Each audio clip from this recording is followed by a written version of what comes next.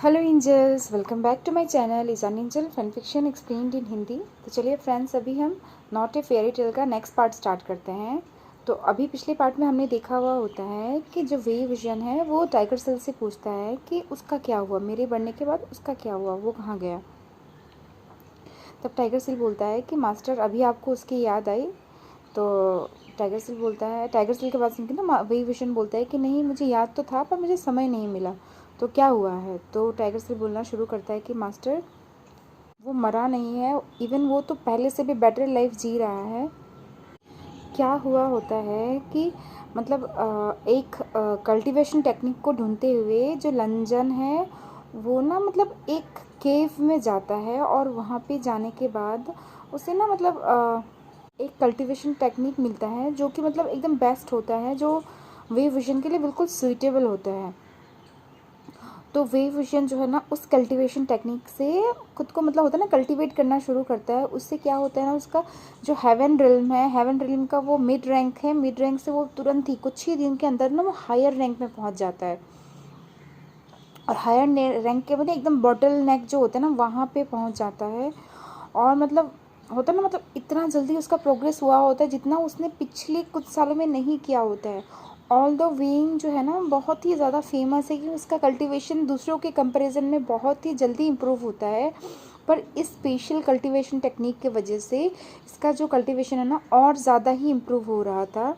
Actually हुआ क्या होता है, ये जो कल्टीवेशन टेक्निक है ये जो है ये जुई यंग नाम के किसी एक एंशियंट टाइम के किसी एक पर्सन का होता है जो काफ़ी फेमस कल्टीवेटर होता है। पर वो थोड़ा सा मतलब ग्रिडी भी होता है। तो वो जब उसकी डेथ होने लगती है तो वो अपने इनहेरिटेंस के साथ अपने सारे पावर, इनहेरिटेंस, अपने कल्टीवेशन टेक्निक, अपने जो भी स्पिरिचुअल स्टोन्स जो भी है ना उसके मतलब जो क्या बोलते हैं ट्रेजरी, जो भी उसका ख़जाना होता है, उस ख़जाने के साथ ना वो अपने सोल का एक पार्ट भी छोड़ देता है। ये मतलब उसने भी एक होता है ना एरे या बोलो जो भी है एक पावरफुल मंत्रों की तरह किया होता है, ताकि जो है ना उसका आत्मा मतलब कभी ना कभी उसका दोबारा रिसरेक्ट हो पाए, वो मर ना पाए, और उसको सारी अपने ये जो मेमोरी है, जो उसके पास ब्रेन है, जो भी इसके साथ पावर है, सब कुछ उसको वापस मिल जाए। क्योंकि एक बार रिबॉर्न हो गया, मर गया, तो वो सारी चीज़ें भूल जाएगा, फिर उसको स्क्रैच से स्टार्ट करना पड़ेगा। तो ये सब सोच के ना जुयान ने अपने उन सब चीज़ों के साथ अपना एक सोल का एक पार्ट भी छोड़ दिया होता है। और जब मतलब वेई वुशियान होता है उसको कल्टीवेट करना शुरू करता है, तो मतलब ना जो जो जुयांग की जो बॉडी सोल है ना वो मतलब उस कल्टीवेशन टेक्निक के थ्रू ही धीरे धीरे धीरे करके वेइंग के बॉडी में समा जाती है। और मतलब वो वेइंग का बॉडी को अपनी कब्जा नहीं किया होता है, क्योंकि वेइंग का बॉडी बहुत ज़्यादा स्ट्रांग होता है, वो बहुत ज़्यादा स्ट्रांग कल्टीवेटर होता है। और इसकी वजह से ना उसके लिए मतलब इम्पॉसिबल होता है लगभग कि जुयांग जो अभी एक सोल का एक रेमिनेंट बचा हुआ है, एक छोटा सा पार्ट बचा हुआ है, कि वो वे विजन के बॉडी को कब्जा कर पाए। पर वे विजन के बॉडी को उसने चूज़ क्यों किया होता है? वो चाहे तो उसको चूज़ करके कहीं और भी जा सकता था, अपने पूरे खजाने के साथ कहीं और जा सकता था। पर उसने वे विजन को चूज़ इसलिए किया क्योंकि उसका सोल, उसका कल्टीवेशन बहुत ज़्यादा ही पावरफुल है। और मतलब उस पावरफुल सोल के साथ वो खुद को कनेक्ट करके उसके ऊपर डिपेंडेंट होके, या पैरासाइट जैसे डिपेंडेंट होते ना, वैसे ही पैरासाइट जैसे डिपेंडेंट होके वो खुद के सोल को भी नरिश कर रहा था, नर्चर कर रहा था। तो मतलब इसकी वजह से क्या होता है ना, मतलब जो जो यंग है सब कुछ जानते हुए भी वो चुपचाप वे विजन के बॉडी में रिसाइड कर रहा था। जो वे विजन इतना मतलब बड़ा कल्टिवेटर है उसको खुद भी पता नहीं था, क्योंकि वो कुछ नहीं कर रहा था, वो चुपचाप मतलब उसके अंदर बस पड़ा हुआ था। और मतलब इसीलिए ना मतलब उसको पता नहीं चल रहा था वे विजन को।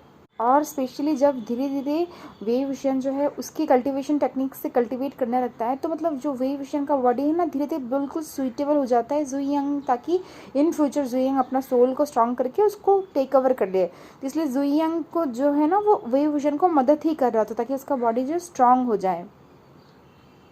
अगर अगर पिछली बार वे विजन मरा नहीं होता तो अब तक जो है ना जुइयंग का जो आत्मा है इसके बॉडी को ऑलरेडी सक्सेसफुली मतलब होता ना कब्जा कर चुका होता, अपना चुका होता। पर जब मतलब होता ना वे विजन का डेथ हो गया, तो मतलब उसका जो है ना अनफॉर्चुनेटली ना मतलब वो उस समय तक इतना मतलब वो नहीं था कि उसकी आत्मा एक बॉडी के जाने के बाद उसको कब्जा कर पाए। उसका बॉडी भी ऑलरेडी डिस्ट्रॉय हो गया था इस प्रोसेस में, वे विजन मरा था कि मतलब लास्ट में जो होता है ना मतलब जो जुयांग है उसकी आत्मा को छोड़ना पड़ा इसका बॉडी।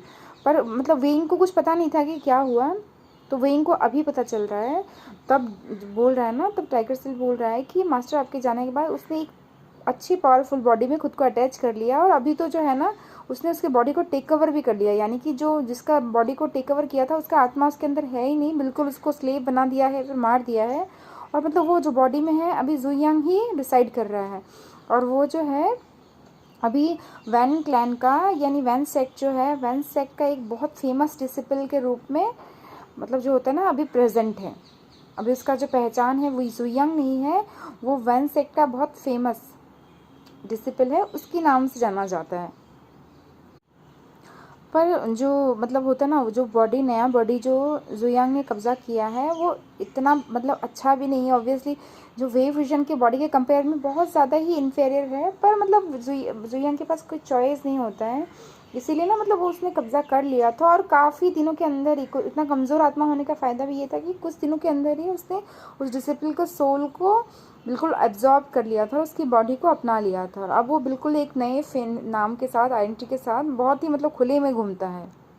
और मतलब अभी जो है जुयांग अभी जो है मतलब पहले उसके जो हज़ारों साल पहले जितना फेमस कल्टीवेटर था, एक होता ना, एक उसका नाम था, ऑरा था, उतना फेमस तो नहीं है।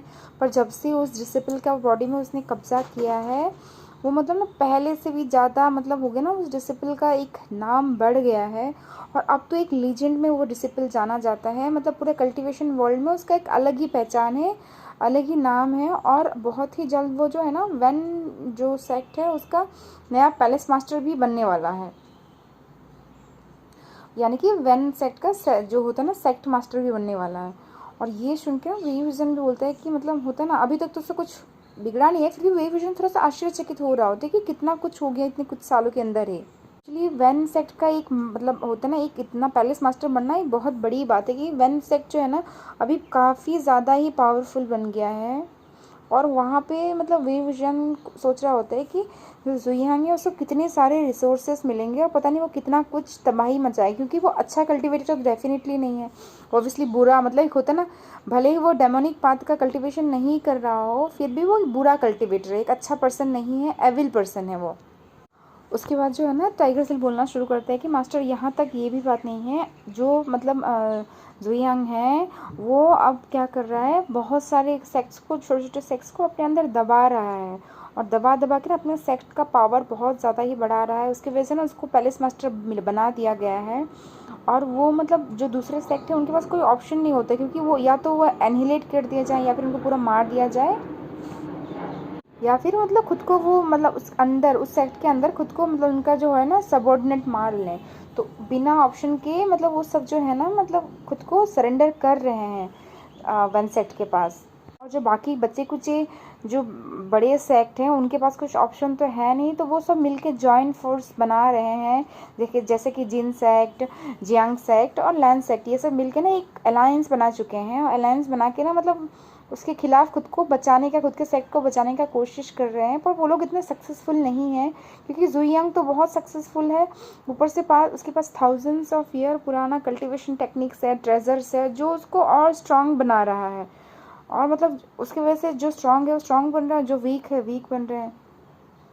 इसीलिए टाइगर सिल बोलता है कि मास्टर अभी जो है वैन सेक्ट जो है मतलब अभी कल्टीवेशन वर्ल्ड का नंबर 1 सेक्ट आप उसको बोल सकते हो। और मतलब एक मतलब इन ए गुड वे नहीं, इन ए बैड वे वो नंबर 1 सेक्ट हो गया है, उससे सब लोग डरते हैं। और जो उसके सबऑर्डिनेट है उसे डरते तो हैं, प्लस उनको ना मतलब जुयांग के अंडर में फ़ायदा भी होता है, क्योंकि जुयांग को ही पता है कि वो सब काम अकेले नहीं कर सकता है। तो वो क्या करता है, बहुत सारे ट्रेजरर्स, कल्टीवेशन टेक्निक्स, आर्टिफैक्ट्स जो है ना वो मतलब जो छोटे छोटे जो उसके जूनियर्स हैं, जो उसके सबऑर्डिनेट्स हैं, जो उसके फॉलोअर्स हैं ना, उनके बीच में बांटते रहता है। और ये इसीलिए ना सब उसके डिसिपल बन गए हैं, सब उसको मतलब जो होता है ना उसके एविल पाथ में भी, जानते हुए भी कि वो एविल काम कर रहे हैं, उसको होता है साथ दे रहे, क्योंकि उनका खुद का भी कल्टीवेशन में इम्प्रूवमेंट हो रहा है, और दुनिया में कौन स्ट्रांग बनना नहीं चाहता है। विजन बोलता है तो फिर 13 साल के अंदर ही जो क्लाउड रिसेस है वो पहले जैसा मतलब होता है ना इमोर्टल और एक पीसफुल क्लाउड रिसेस या पीसफुल कल्टीवेशन वर्ल्ड नहीं रहा है। यहाँ पे सब कुछ बहुत तबाही मची हुई है। तो कल्टीवेशन जो टाइगर सील बोलता है कि हाँ मास्टर बिल्कुल। और फिर मास्टर ये भी नहीं है, अब तो डेमोनिक सेक्ट जो है या डेमन रिल्म है, जो क्लाउड रिसेस का मतलब जो अभी जहाँ पे है वेव विजन, ये डेमन रिल्म ही है, ये क्लाउड रिसेस से अलग। क्लाउड रिसेस तो कल्टिवेशन रिल्म है और ये डेमन रिल्म है। तो बोल रहा है कि मास्टर डेमन रिल्म का भी जो पावर है ना, अभी काफ़ी ज़्यादा पावरफुल हो गया है। जो डेविल के जो नए सेक्ट मास्टर है, यानी कि जो सर हैं अभी, वो मतलब बहुत ज़्यादा ही विकेड है। और डेमन लॉर्ड के पावर से लोग इतना डरते हैं, और प्लस डेमन्स का जो पावर है ना वो भी काफ़ी ज़्यादा बढ़ चुका है। इसलिए कल्टीवेशन वर्ल्ड में ना अभी 2 साइड से तबाही मची हुई है, 2 साइड से ब्लड बाथ मचा हुआ है। और इसका स्पेशली सबसे ज़्यादा जो प्रभाव है वो लैंड सेक्ट पे पड़ा है, क्योंकि लैंड सेक्ट के खिलाफ डेविल सेक्ट है ना, मतलब डेविल पैलेस जो है या स्पेशल डेविल लॉर्ड है, कुछ ज़्यादा ही पीछे पड़े हुए हैं। और इसकी वजह से वो लोग ज़्यादा ही थोड़ा सा होता है ना, अभी अलार्मिंग सिचुएशन में है। और इसकी वजह से ना वो लोग भी सारे अपने ग्रीवेंसेस भूल के, सारे अपने रूल्स एंड रेगुलेशंस भूल के, बाकी जो अच्छे सेक्ट्स हैं उनके साथ दोस्ती बढ़ा के अपने आप को स्ट्रॉन्ग करने का कोशिश कर रहे हैं। क्योंकि अगर लैंड सेक्ट भी तबाह हो जाता है तो समझ लीजिए कि कल्टीवेशन रिलीम का एक पूरा एक बहुत ही इम्पोर्टेंट हिस्सा झुक जाएगा। तो फिर विभूषण बोलता है, हाँ समझ में आ रहा है, मतलब ये पूरा ही खतरनाक वर्ल्ड है, हमको कुछ तो करना पड़ेगा। तभी टाइगर स्टिल बोलता है कि मास्टर, और ऊपर से आपको इतना तो पता होना चाहिए कि जुयांग जो है इतना मतलब स्ट्रांग पर्सन है, और वो थाउजेंड्स ऑफ ईयर पुराना सोल है। आप उसको तो फूल कर नहीं पाओगे, वो कुछ ना कुछ करके आपसे समझ जाएगा, तो आपको उसके थोड़ा सावधान रहना पड़ेगा। तो विभूषण बोलता है कि हाँ बिल्कुल मैं कोशिश करूँगा, और स्पेशली उसको तो मैं खुद भी वैसे भी जाने देने वाला नहीं हूँ, क्योंकि उसकी वजह से ही मुझे लंजन को मारना पड़ा है। और मतलब जब मैं ये सब चीज़ें अब क्लियर हो गया है, मेरा माइंड अब क्लियर हो गया है, तब मैंने ऑलरेडी खुद को बहुत एनालिसिस किया और मुझे समझ में आया कि उसका कल्टीवेशन टेक्निक ही वियर्ड है, जिसने मेरे माइंड को क्लाउडेड कर दिया था, मेरे माइंड को करप्ट कर दिया था। इसके वजह से मुझे खुद के हस्बैंड को, खुद के होते ना कल्टीवेशन पार्टनर को, खुद के दाव कंपेनियन को मारना पड़ा है। जो भी हो, उसके बाद जो है ना वेव विजन बहुत ही अच्छे से हैप्पी तरीके से डेविल पैलेस में रहता था। मतलब उसका काम बस यही हो गया था कि वो सारा दिन सोता था, खाता था, घूमता था, अच्छे अच्छे फ्रूट्स खाता था, होता ना अच्छे अच्छे स्पिरिट बेस्ड के मीट खाता था, और मतलब अच्छे से सोता था, मतलब सब कुछ उसका एकदम केयरफुली लाइफ जी रहा था। मतलब ऐसा लग रहा था ना वो अपनी लाइफ को फुल्ली एंजॉय कर रहा है। ऊपर से जो लंजन है वो भी कोई साइन नहीं दिखा रहा था कि मतलब उसको कुछ परेशान करे, तड़पाए, वो कुछ नहीं कर रहा था। वो मतलब बहुत ही ज़्यादा पैम्पर कर रहा था, बहुत ही ज़्यादा, मतलब अभी डेमन लॉर्ड का ना फेवर्ड हो गया था वो। और इसीलिए ना वी विजन जो है ना पहले से भी कहीं ज़्यादा एक लग्जरियस लाइफ जी रहा था। और ऊपर से जो उसकी बॉडी को नरिशमेंट चाहिए, स्पेशल नरिशमेंट चाहिए, वो ऑब्वियसली उसके हस्बैंड आके बीच बीच में पूरा तो करते ही थे। तो उसका वहाँ से भी उसका जो होता है ना बॉडी का नरिशमेंट और एक होता है हेल्थ ग्लो कर रहा था। तो इसीलिए कुछ दिनों के अंदर है ना वे विजन जो है एकदम पहले जैसा बिल्कुल ग्लोइंग, जैसे जब वो फेमस अपने पीक में था पावर में, जैसे फेमस ग्लोइंग पर्सनैलिटी था, ब्यूटीफुल था, वैसे ही कर रहा था। इवन उससे भी ज़्यादा ग्लो कर रहा था वे विजन जो है। और उसे देख देख के ना टाइगर से चिढ़ रहा होता है और उसको बोल रहा होता है कि मास्टर तो ऐसा लग रहा है कि लाइफ एंजॉय करने ही आए हैं, बिल्कुल एंजॉय कर रहे हैं, आप बिल्कुल ब्लाइंड हो गए हैं और एविल को आप साथ दे रहे हो क्या मास्टर। तो जो वे विशान होता है वो प्रिटेंड करता है कि मुझे तो एमनीजिया है, तो मैं क्या कुछ कर सकता हूँ, इसलिए मैं अब जब तक मेरा लाइफ ईजी चल रहा है मैं अपनी लाइफ को ईजिली जीऊँगा। बोल के ना मतलब वे विजन जो है काफ़ी मतलब थाउजेंड्स ऑफ ईयर पुराना एक पीच होता है, पीच को काट काट के खा रहा होता है, एंजॉय करके चबा रहा होता है। तभी मतलब वे विजन बोलता है कि माँ देखा, तुम ऐसे ही लाइफ जीना चाहते हो और मतलब मैं भी ऐसा लाइफ जी रहा हूँ, तुम जल क्यों रहे हो, देखो ये डिवाइन फ्रूट को देखो कितना कॉस्टली है और थाउजेंड्स ऑफ ईयर पुराना है, मतलब ऐसी चीज़ें कहाँ मिलेंगी बताओ, तो मुझे तो क्यों एंजॉय ना करूँ अपने लाइफ को। और ऊपर से ये किसी और का तो है नहीं, मेरे हस्बैंड का ही है, मेरे लीगल हस्बैंड का ही है, मेरे डाओ कंपेनियन का है, तो मैं इसको एंजॉय करूँगा। तो टाइगर सिल बोलता है कि मास्टर आप तो मतलब ऐसा लग रहा है ना जो होली मेडन होती है, जो लाइफ में बस सुख भोगने के लिए पैदा हुई होती है, वैसे ही कर रहे हो। तो वेभूषण बोलता है कि तुम जल रहे हो मुझसे, है ना।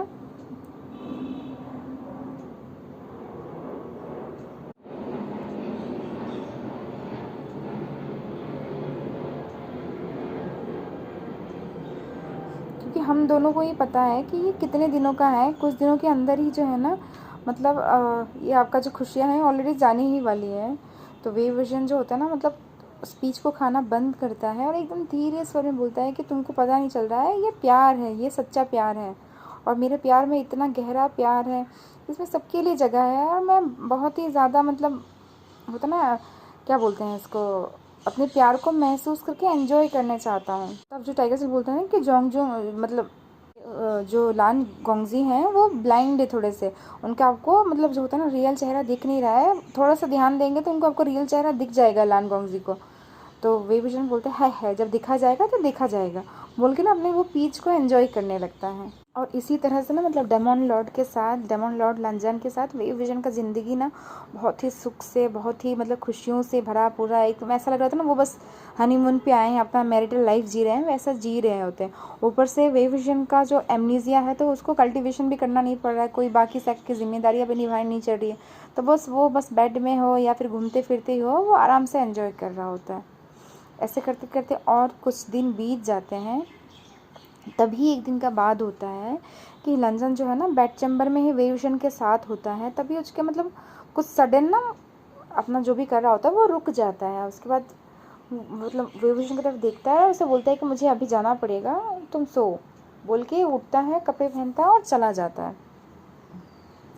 और जब लंजन मतलब वहाँ से निकल के जाता है बेड चैम्बर से, फिर वो जाता है जहाँ पे उसका हॉल होता है ना सभागृह, वहाँ पे जाता है और वहाँ पे जाके अपने चेयर में बैठता है और चेयर में बैठ के फिर बोलता है कि राइस। तभी मतलब हमको दिखाया जाता है कि एक वुमेन जो है ना नीचे ऐसे नी में बैठी हुई है। वुमेन क्या है, वो भी डेविल ही है और उसके लंबे से लाल बाल हैं, लाल लाल आँखें हैं, लाल लिपस्टिक है, लंबे लंबे उंगलियां, वो देख के लग रहा है कि वो कोई डेविल ही है।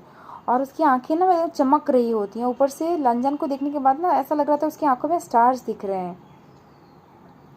ये कौन होती है, ये जो लेडी होती है लंजन की सबसे नंबर 1 सबऑर्डिनेट वैन किंग होती है।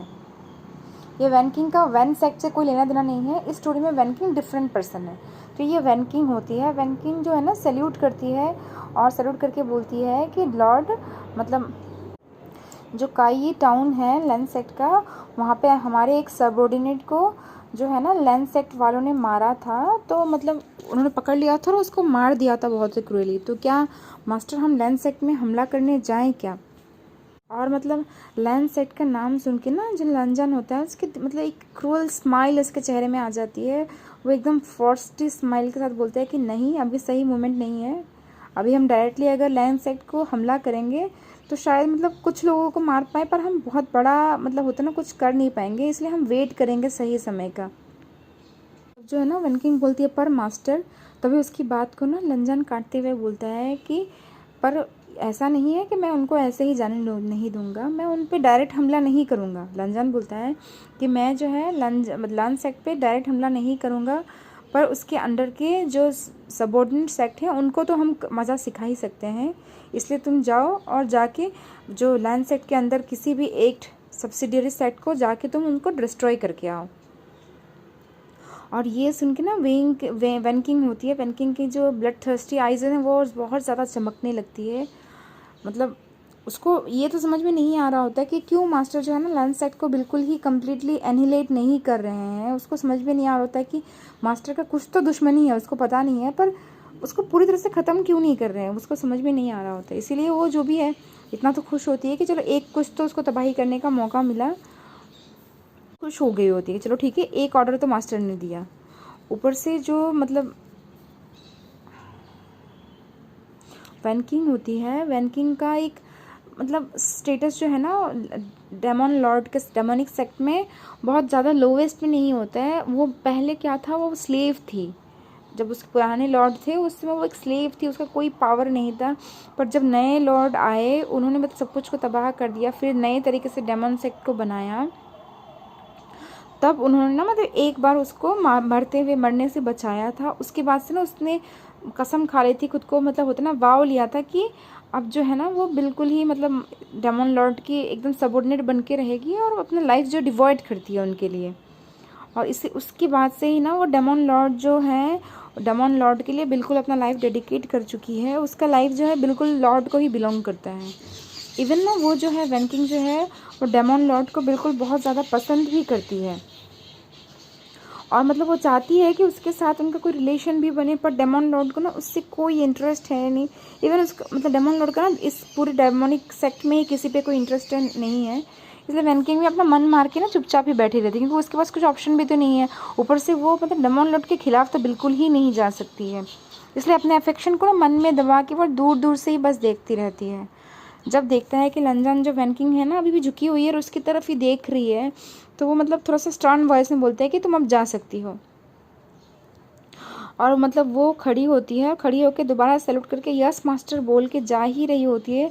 जैसे ही मतलब रास्ते के क्रॉस करके निकल रही होती है, तभी देखती है ना कि एक आदमी बहुत ही मतलब होता है ना एकदम अच्छे से एकदम एलिगेंटली चलता हुआ स्माइल करता हुआ बेड चैम्बर के साइड से उस हॉल में दाखिल हुआ है।